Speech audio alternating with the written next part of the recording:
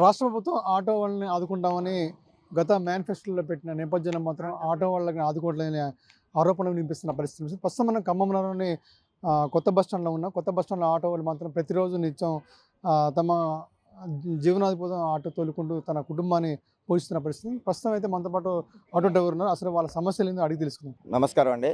నా పేరు పాలవంచ కృష్ణ. నేను ఐఎన్టీయూసీ పార్లమెంటరీ అధ్యక్షుడిని. ఈరోజు ఆటో కార్మికుల పరిస్థితి దుర్భరంగా ఉంది.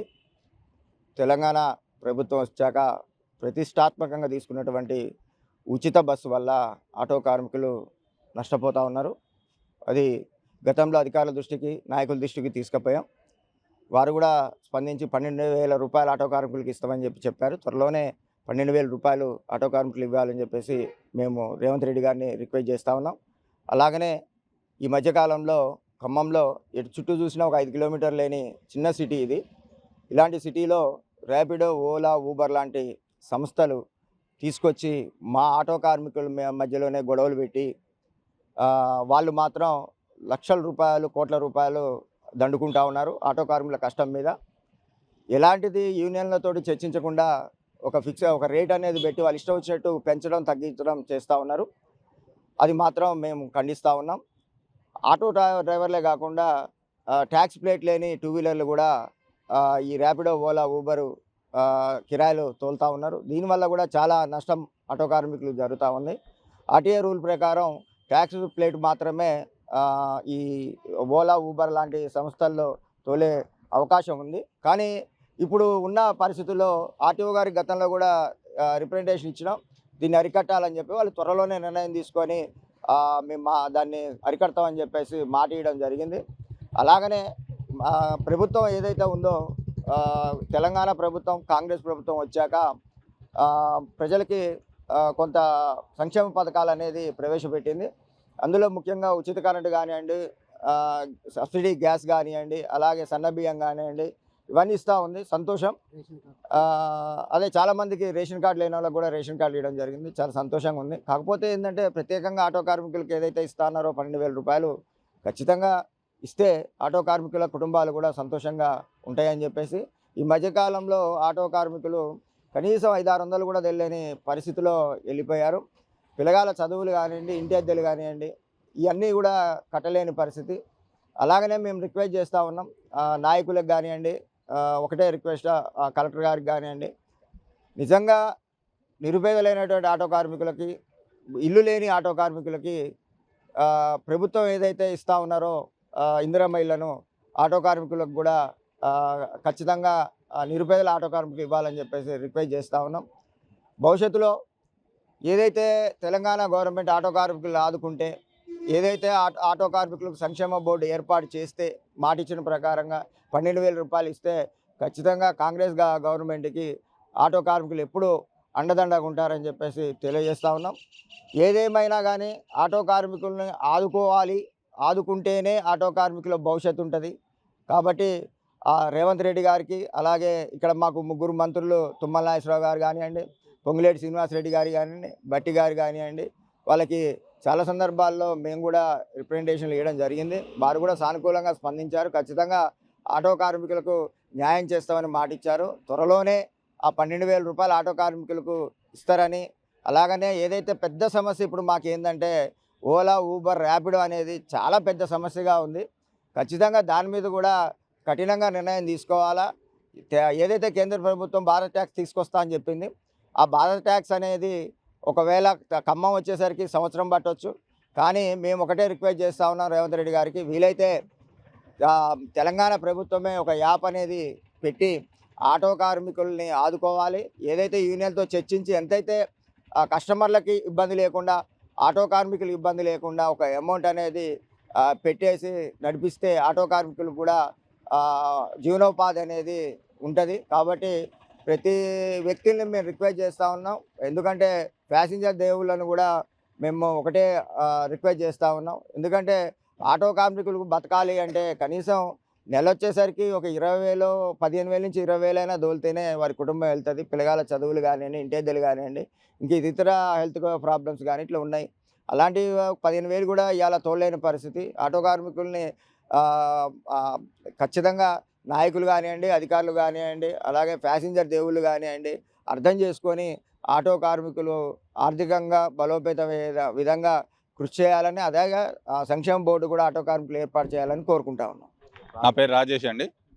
తెలంగాణ గవర్నమెంట్ ప్రవేశపెట్టిన ఉచిత బస్సు వల్ల ఎంతమంది మహిళలకు సహాయం అవుతుందో లేదో కానీ చాలా వరకు ఆటో డ్రైవర్ల కుటుంబాలు రోడ్డు మీద పడే పరిస్థితి వచ్చింది. ఇది ఇలా ఉంటే మళ్ళీ ర్యాపిడో అని, బైక్లు అని, ర్యాపిడో ఆటోల ద్వారా రోజుకి ఒక ఆటో డ్రైవర్ ఒక 400 కూడా తీసుకుపోలేని పరిస్థితి ఇవాళ మాకున్నది. సిగ్గువిడి చెప్పాలంటే సాయంత్రం కల్లా ఒక 400 కూడా జేబులో ఉండలేని పరిస్థితి. దానికి గవర్నమెంట్ ఆటో డ్రైవర్లకు ఏ విధంగా అయినా సహాయం చేయాలని మేము కోరుకుంటున్నాం. గవర్నమెంట్ చెప్పారు 12,000 ఇస్తా అని. అది తొందరలో చేసేటట్టు చేస్తే మాకు ఏదో రకంగా సాయం చేసినట్టు అవుతుంది. ఫ్రీ బస్ కేసీఆర్ గవర్నమెంట్లో ఫ్రీ బస్ లేదు కాబట్టి మంచి ఫ్రీగా ఆటో ఎంతో కొంత వచ్చేది. ఇప్పుడు అది కూడా ఎంతో కొంత కాంగ్రెస్ గవర్నమెంట్ వచ్చిన కాడ నుంచి ఆ డబ్బులు కూడా రావటం లేదు. కుటుంబం గడవడం కూడా ఇబ్బందిగా ఉంది. చాలా ఇబ్బందులు ఎదుర్కొంటున్నాం. పిల్లగాళ్ళ చదువులకి, ఇంటి కిరాయిలకి చాలా విధంగా ఆర్థికంగా చాలా నష్టపోతున్నాం కూడా. మీరే విధంగా మాకు నాది కిరాయి ఆటోనే, కిరాయి కూడా ఇచ్చే పరిస్థితి లేదు. 2-3 రోజులకు ఒకసారి కిరాయి ఓనర్కి చెల్లించి మళ్ళీ ఆటోని బతిలాడి తెచ్చుకొని బండి వేయాల్సి వస్తుంది. నమస్తే, నా పేరు సుబాని అండి.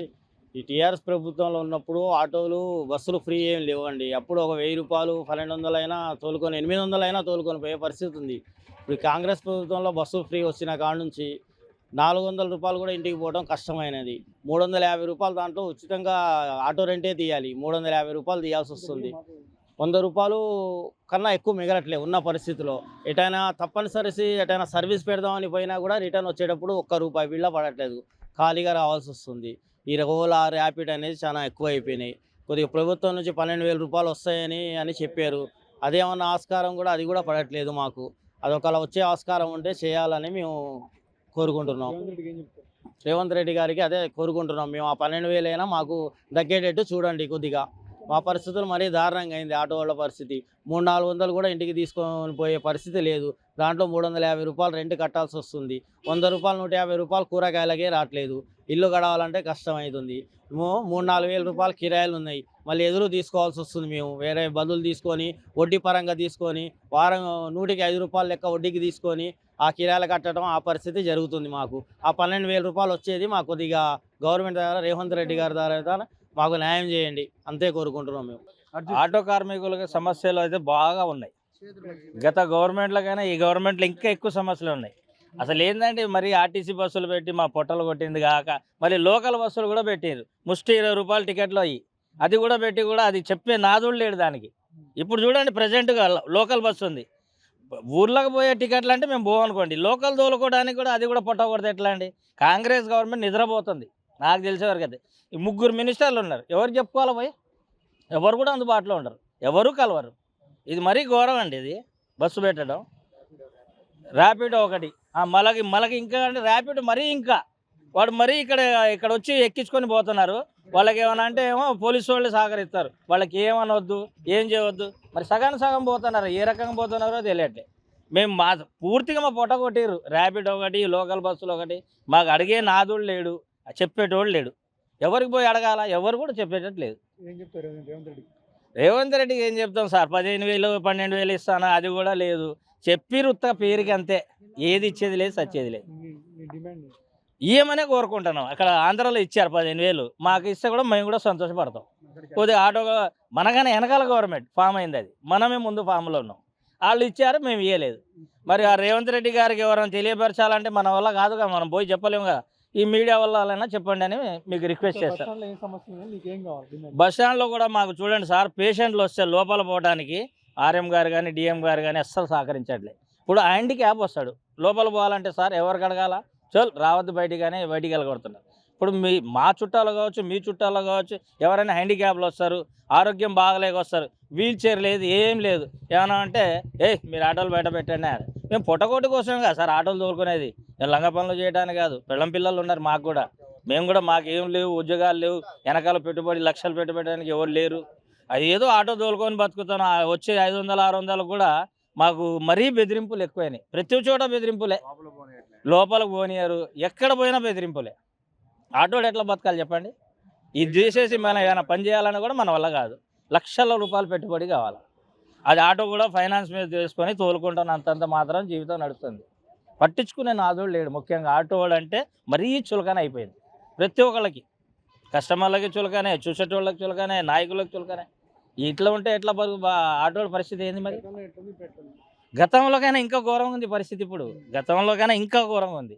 గతంలో అంత పట్టింపులు లేవు. గతంలో కొంచెం ఫ్రీడమే ఉంది సార్. టీఆర్ఎస్ గవర్నమెంట్లో చెప్పొద్దులే కానీ ఫ్రీడమ్ ఉంది. ఇప్పుడు కొద్దిగా ఇబ్బందులు ఎక్కువ ఉన్నాయి.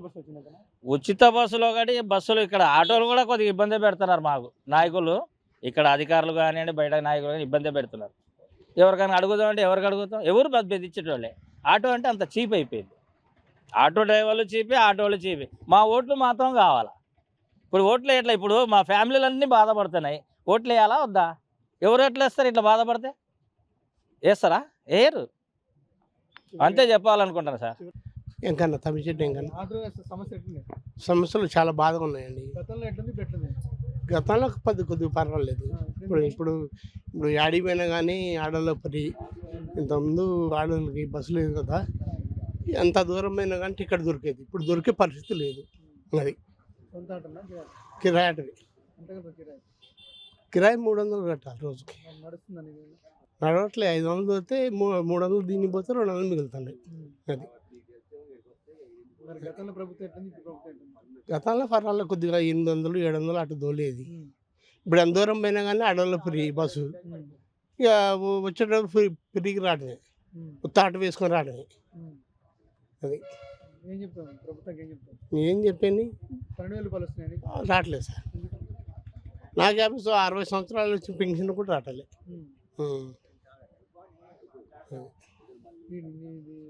ఏం డిమాండ్ చేస్తాను?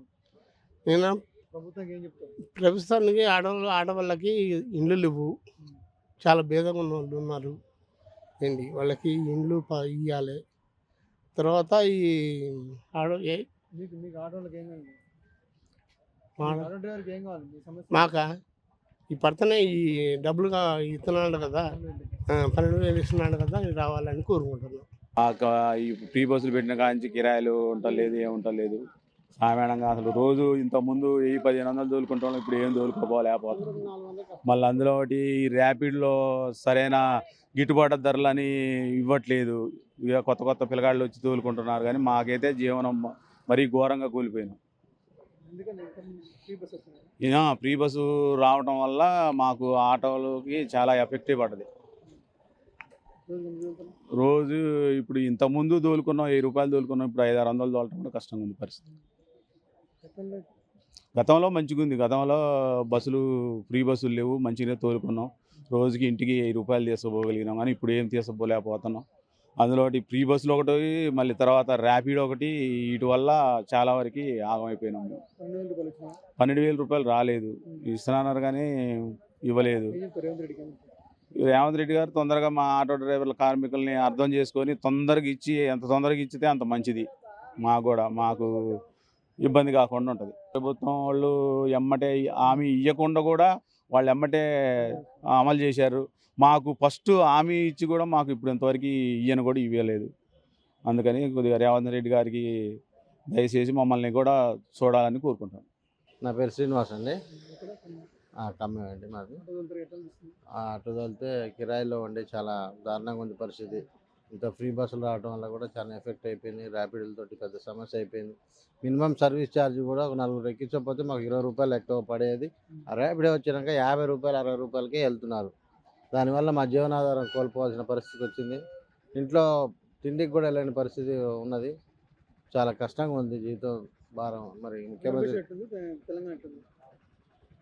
ఆంధ్రప్రదేశ్ అది కూడా అంతే ఉన్నట్టుంది. ఇప్పుడు ఫ్రీ బస్సులు పెట్టినాక పరిస్థితి, ఫ్రీ బస్సులు ఎక్కడ పెట్టినా కూడా ఆటో డ్రైవర్లు పొట్ట కట్టడం తప్ప ఇందులో ఏమి ఉపయోగం లేదండి. ఏమి గవర్నమెంట్కి ఏమి ఉపయోగం? ఫ్రీగా బస్సులు జనాలు తోలమని చెప్పారా? జనాలు అడిగారా? అనవసరమైన ఉచితాలు ఇచ్చి ప్రజల్ని బద్దకస్తులు చేయడం తప్ప ఇందులో ఏమీ లేదండి. గవర్నమెంట్కి వచ్చే ఆదాయం లేదు. ఆర్టీసీ అసలే లాస్లో ఉందని ఎప్పటి నుంచో మొత్తుకుంటుంది, కానీ కావాలని ఫ్రీ బస్సులు పెట్టి గవర్నమెంట్కి మేము కట్టే ట్యాక్సులు ఆర్టీసీకి కట్టి ఫ్రీగా తోలి డ్రైవర్లకు ఫ్రీగా జీతాలు ఇచ్చి ఎక్కడి నుంచి వస్తుంది? ఇలాంటి పరిస్థితిలో ఉన్న సిచ్యువేషన్ గవర్నమెంట్ చాలా కష్టంగా నడుస్తుంది, జీతాలు లేని పరిస్థితిలో ఉంది. అలాంటప్పుడు ఈ ఉచితాలు రద్దు చేసి ఎవరి పని వాళ్ళు చేసుకునే పరిస్థితిలో ఉన్నారు జనాలు. ఉచితాలు ఇవ్వబాకండి, ఉచితాలు ఇచ్చి ప్రజల్ని బద్దకస్తం చేయబాకండి. కావాలంటే మీరు ఉచిత వైద్య విద్య మెరుగుపరచండి. జనాలకు కావాల్సింది ఉచిత విద్య, ఉచిత వైద్యం, ఈ రెండు ఇస్తే చాలు. ఎవరి పని వాళ్ళు చేసుకొని బ్రతుకుతారు. కష్టపడి బ్రతికితేనే ఇన్ని రోజులు బ్రతకలేదా? ఇన్ని రోజులు ఎవరి పని వాళ్ళు చేసుకోలేదా?